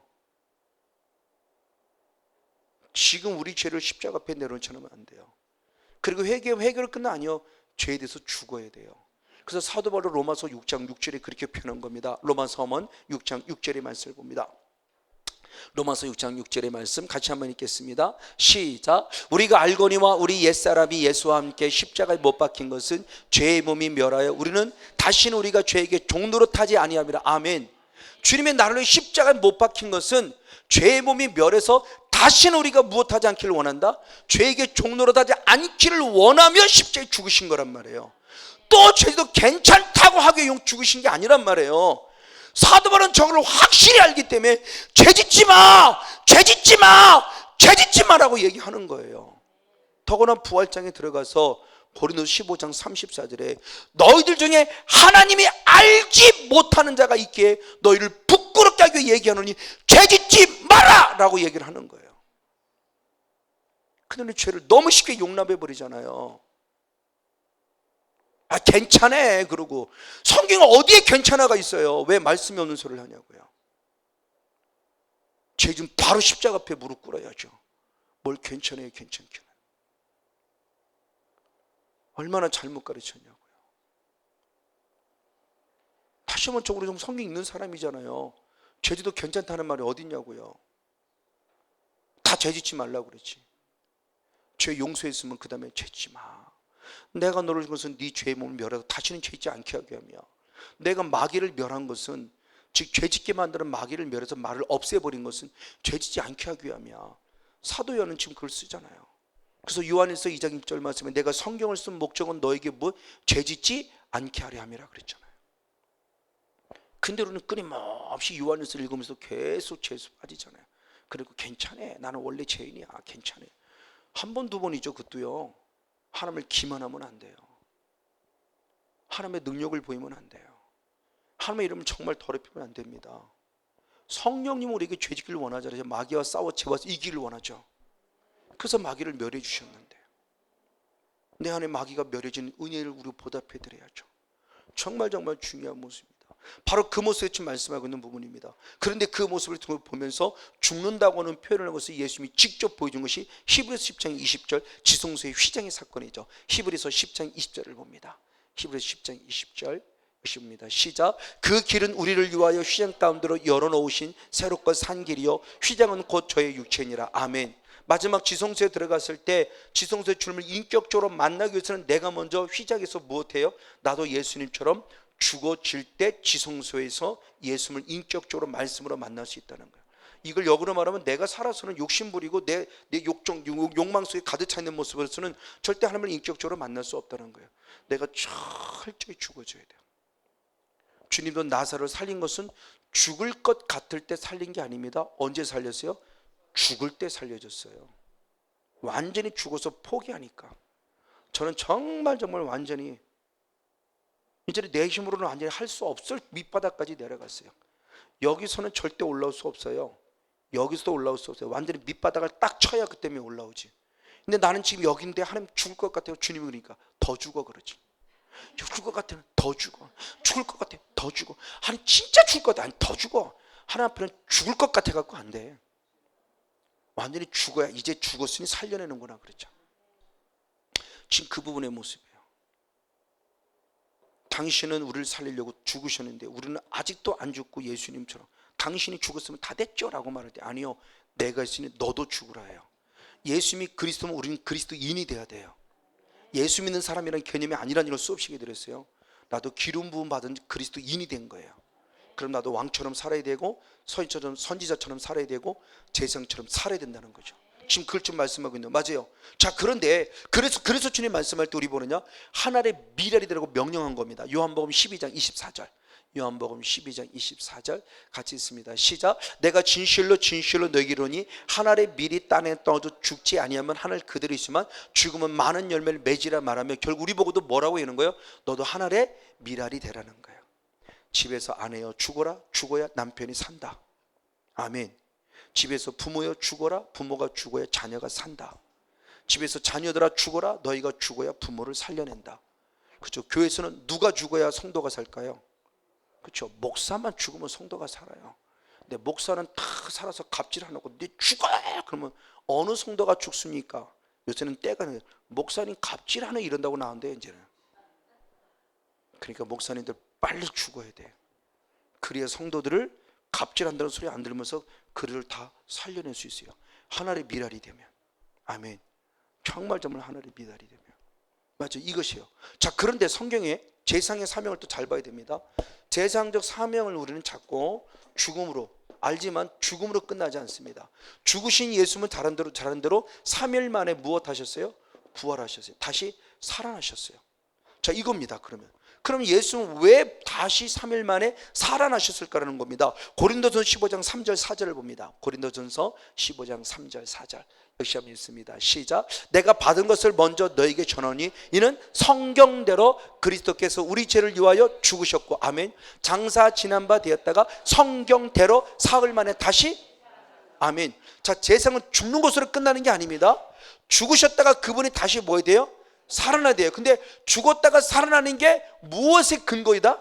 하나님의 말씀이라는 거죠. 그러니까 성경대로 죽으셨고 성경대로 살아나셨다. 그럼 우리도 똑같은 거죠. 성경대로 죽어야만 한다면 반드시 성경대로 죽을 때 반대로 나는 뭐든 다시 또 하나님이 살려주신다. 지금 그 사건이에요. 그 죽음에 대한 모습을 얘기하는 겁니다. 그러면서 죽으시는 궁극적인 이유를 얘기를 했어요. 그 중에 뭐냐는 거죠. 요한복음 16장 7절. 요한복음 16장 7절. 같이 있습니다. 시작. 그러하나 내가 너에게 실상을 말하노니 아멘. 내가 떠나가는 것이 너에게 유익이다. 왜? 내가 떠나가지 아니하면 보혜사가 너에게로 오시지 아니할 것이요 떠나가면 내가 그를 너희에게 할렐루야. 자, 예수님이 죽으셨어요. 그래서 죄 문제를 해결하셨어요. 근데 우린 중요해요. 죄 문제를 해결해 주셨어요. 근데 그분이 다시 살아나셨어요. 살아나셔서 누구를 보내시는 거예요? 성령. 다시 살아나신 이유는 제상적 사명에서 죽으심으로 죄 문제 해결했으면 우리를 다시 부활하시면 우리 다시 뭐냐? 성령을 보내시기 위함이다. 그러면 왜 성령을 보내주시냐고 알 수 있게 되는 거죠. 자, 이 부분 속에서 지금 뭐 춘천에 한사랑 교회입니까? 누구 목사님이죠? 윤여신 목사님. 그분은 무엇의 신앙을 강조합니까? 부활. 그렇죠? 부활의 신앙만 강조해도 엄청나게 살아났어요. 많은 사람을 살려냈어요. 우리 지금 축사 안 해도 거기도 살았다는 사람은 한두 고백이 아니에요. 매번 국민의회 나오고요. 너무 멋있어요. 한번 시간 되면 들어보고 싶은데 가볼 시간이 없어 못 들어보고 있는데, 자, 우리는 거기보다 한 단계 더 나가요. 부활을 한 다음에 우리는 무엇까지 봐요? 성령. 할렐루야. 그럼 우리는 더 살아나야지. 아멘. 부활의 신앙에 멈추지 않아요. 부활하셔야만 누구로 오시는 거예요? 성령. 아멘. 우리의 영성은 더 한 단계 나가 있는 거예요. 얼마나 멋있습니까? 우리는 성령에 초점을 맞추는 거예요. 사도 바울처럼 죄와 사망의 법에서 해방되는 것은 생명의 성령의 법이에요. 그러니까 사도 바울은 성령에 대한 의미를 확실히 하는 거예요. 제가 말하는 성령은 잘 이해됩니다. 능력의 차원의 성령을 얘기하는 게 아니에요. 뭐 예언하고 방언하고 환상 보고 축사 이런 개념을 말하는 게 아니에요. 인격적인 성령을 만나야 된다는 겁니다. 그래서 제가 성령을 받는 이유에 대한 이유와 성령을 받는 원리와 성령이 우리에게 주는 영적 유익에 대한 부분의 모습을 강의 때, 전 그 성회 때 몇 차례 한번 했었어요. 인격적인 성령을 만나야 우리를 하나님의 자녀로 증명해 줄 뿐만 아니라 인격적인 성령을 만나 내 죄를 책망해 주셔요. 그리고 해결 기회를 주시는 거예요. 능력의 성령만 갖고는 해결 기회를 놓칠 수도 있어요. 그러니까 인격 성령을 만나고 능력을 만나야 완벽한 거예요. 근데 인격 성령 없고 능력만 있으니까 잘못되기로 가는, 거기에 물질이 개입되고 이성이 개입되고. 근데 인격 성령을 만나면 혹시 능력이 작아도 빌라델비의 것처럼, 빌라델비의 능력이 작았어요. 근데 아니요. 근데 인정받았어요. 인격적 성령을 만났기 때문에 능력은 작아도 믿음을 지켰고 예수님을 배반하지 않았기 때문에 칭찬받아요. 능력을 무시하는 게 아니에요. 능력도 있어야 되지만 인격적인 성령 안에서 능력이 될 때 건강한 성령 사역이 되는데, 인격적인 성령을 만나지 않고 능력만 나타났다가는 거짓 선자로 빠지기가 십상이라는 겁니다. 처음에는 영으로 시작했다 육으로 마친다는 거예요. 그러니까 자꾸 신문지상이나 이런 매스컴을 타는 것들, 그런 문제가 발생하는 거죠. 진짜 인격적인 성령을 만나면 그 성령 사역자는 겸손해야 되고요, 늘 무릎 꿇어야 되고요, 늘 기도해야 되고요, 늘 말씀의 연구 속에 있어야 돼요. 사역 자체가 잘못되면 사역 자체가 너무 바쁘니까요, 제가 하나님 앞에 책망받고 그래서 이 사역을 시작한 거예요. 사역 자체가 바빴어요. 근데 하나님은 하나도 안 그러니까 주님의 음성을 듣는 유익이 거기 있었던 거예요. 주님은 그걸 기뻐하지 않았던 거예요. 그래서 사역을 하면서 토요성에 이것이 만들어 지금 이제 10년째 오는 거고, 그리고 지금 9년째 매월 성회를 하나님이 하게 해서 한 거예요. 이 성회도 저는 제가 하고 싶으면 만든 거 아닙니다. 오히려 개인 사역에 빠지면서 제가 어느 순간 말씀 안에 집중하지 못하고 기도 안에 집중하지 못하면서 참된 본질을 잃어버리고 있어요. 왜? 사역 자체에만 제가 사역에 바쁜 거예요. 사역 자체에만. 근데 하나님이 하나도 안 기뻐하는 거예요. 주님은 나는 기뻐한다. 나는 너와 인격적으로 만나기를 원한다. 음성을 들려주시더라고요. 그래서 깜짝 놀랐습니다. 그래서 주님께서 토요성에 해라 해서 토요성을 한 거고, 그리고 매월 성회도 하라 해서 하신 거예요. 그래서 저는 그렇게 온 겁니다. 그러니까 인격적인 주님을 만나면 사역도 하나님이 정리를 아름답게 잘 해주는 것 같아요. 사역 자체 비법 처음에는 막 스스로도 대단한 줄 알았어요. 막 붕 떠갖고 막 그냥 뭐 전혀 모르는 사람들인데 누구 소개해준 그 사람 나는 모르겠으니까 뭐 그렇게 하면 진짜 보내주시니까 보내주시는 거죠. 누구를 성공해서 무명의 성공을 해서 누가 찾아오겠습니까? 근데 그러는 순간 제가 말씀을 잃어버리고 기도를 잃어버리고 있어요. 왜? 사역을 바쁘다는 핑계 때문에. 하나님이 하나도 안 기뻐하세요. 제가만 하면 그랬어요. 그래서 내가 하나님께 간괴수를 가질 시간을 갖게 만드셨고 성회를 하게 만드시고 지금까지 10년 꾸준히 온 거예요. 정말 우리에게 진짜로 필요한 부분이에요. 그 부분 속에 주님이 좀 하시는 말씀인데 그 성령. 그럼 중요합니다. 그 성령을 내가 어떻게 받을 수 있고 만날 수 있냐는 거죠. 여러 가지가 있지만 저는 한 가지 대표적으로 기록하는 게 사도행전 2장 38절. 사도행전 2장 38절. 역시 한번 읽겠습니다. 사도행전 2장 38절 시작. 베드로가 가로되 너희가 회개하여 각각 예수 그리스도의 이름으로 세례를 받으라 죄 사함을 얻으라 그러면 성령을 선물로 받으리라. 아멘.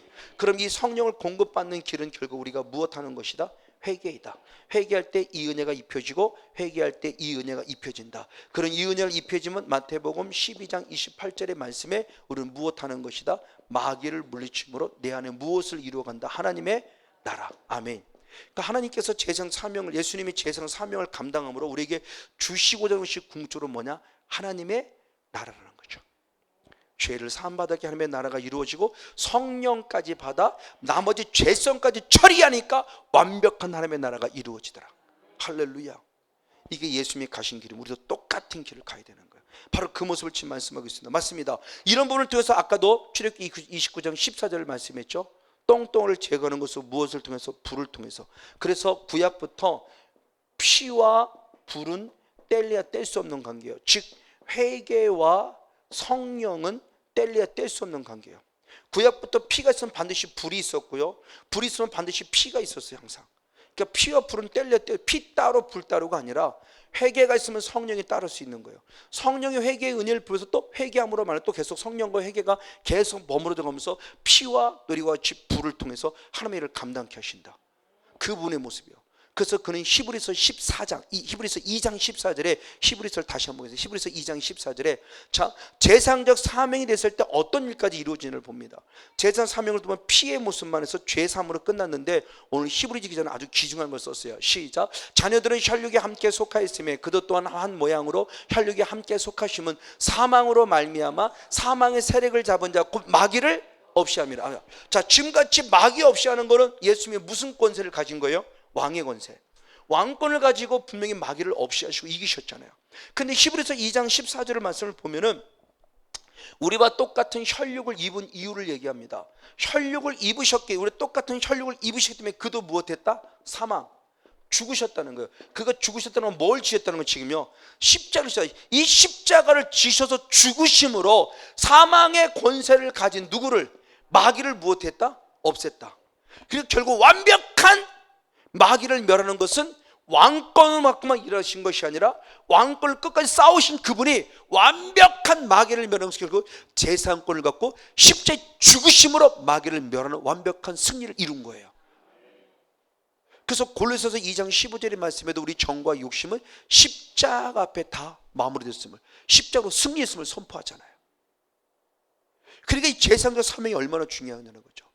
근데 우리도 분명히 이 은혜를 입고 왕권을 가고 선제권을 가지는 마지막 제사장권이 없어요. 우리도 제사장권이 있으면 왕권이 드러나도 높여지는 것이 아니라 하나님만을 높이고 나는 낮아지고 죽어야 되는데 내가 해줄게. 여기 뽕이 막 들어가. 진짜 막 뽕이 막 내가 해줄게. 내가 고쳐줄게.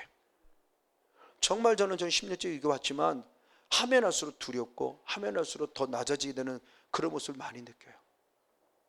처음엔 저도 뭣도 몰랐어요. 대단한 줄 알았어요. 나도 처음에는. 이게 다 가는 과정이지만 그런 과정 속에서 고기가 익어서 결국 이렇게 겸손해지는 거지만 처음엔 정말 속된 말로 하면 겁대거리 없이 다 되는 건 줄 알고 막 해외 집회도 혼자 막 나가고 혼자 나갔다가 완전 큰 코 다치고 그래서 이건 혼자 되는 게 아니구나. 그래서 그다음부터 집사람 데려가고 그다음부터 협력사람 누구 같이 좀 가주세요. 막 부탁도 좀 하고 막 이게 혼자 되는 처음에는 못할 게 뭐가 있었어요. 막 그냥 다 얻은 것 같았는데 교만의 극치를 걸었죠. 어쨌든 바로 보시죠. 주님이 지금 우리에게 원하는 게 뭐냐는 거예요. 마지막 죽으셔서 마귀를 완벽하게 없앴어요. 그냥 왕권을 가지고 일하실 때는 마귀가 하는 일을 멸하셨지만 그가 십자가의 죽으심을 통해서 마귀 자체를 없애버렸어요. 완벽한. 우리도 죽어야 마귀가 못 나와요. 이 죄성이 남아서 내가 살으면은 걔야 좋다고 그러지만 계속 죄가 살아나게 만들지. 네가 잘났어. 네가 너 잘났. 홍모사 너 잘났다니까. 너 같은 사람 어디 있어? 좀 잘났다. 자랑도 하고 좀 막 이러고 해. 얼마든지 꼬신다니까요. 그래도 까불지막한 사탄아, 나는 십자가 앞에 예수님과 함께 죽었어. 나는 오직 내 안에 계신, 나를 살리고자 내 안에 계신 예수를 믿는 믿음으로만 살아갈 거야. 아멘. 이게 갈라디아의 그 사도 바울의 고백. 우린 그 고백을 살아가는 모습을 말하는 거 맞아요. 이 영적 싸움입니다. 맞습니다. 그 영적 싸움을 싸울 때 드디어 주님께서 베드로가 그걸 깨달았기에 베드로전서 2장 5절 9절의 말씀에 우리는 신령한 제상이고 왕같은 제상이라고 한 거죠. 그럼 신령한 제상과 왕같은 제상의 사명이 결국 뭐냐는 겁니다. 마지막 성령을 힘입어서 무엇하느냐? 제상의 사명인데 어떻게 결론을 맺습니다. 계시록 12장 11절을 봅니다. 계시록 12장 11절 한 절 말씀을 같이 읽습니다. 시작. 또 여러 형제가 어린 양의 피와 아멘 자기의 증거하는 말을 인하여 아멘 저를 이겼으니 할렐루야. 그들은 죽기까지 자기 생명을 아끼지 아니했도다. 할렐루야. 예수의 피를 무기 삼고 하나님의 말씀을 무기 삼아서 악한 영과 싸워 이기는데 언제까지 싸워야 이겼다? 죽기까지. 죽어야 돼요. 서문학교도 말합니다. 고난이 왔을 때 더 심한 고난이 올 것이니 그 고난이 왔을 때 무엇하라? 죽도록 충성하라. 지금이 7년 영적인 개인의 대환란이 있을 수 있어요. 그때 좌절하고 낙마하고 지치고 쓰러지고 넘어지지 말고 그때 무엇하라? 기도하라. 충성하라. 왜? 죽도록 이라고 하셨으니까. 그러니까 지금이 기운 낼 때예요. 지금이 힘낼 때예요. 쓰러지지 마세요. 뒤돌아보지 마세요. 소금 기둥 될 수 없습니다.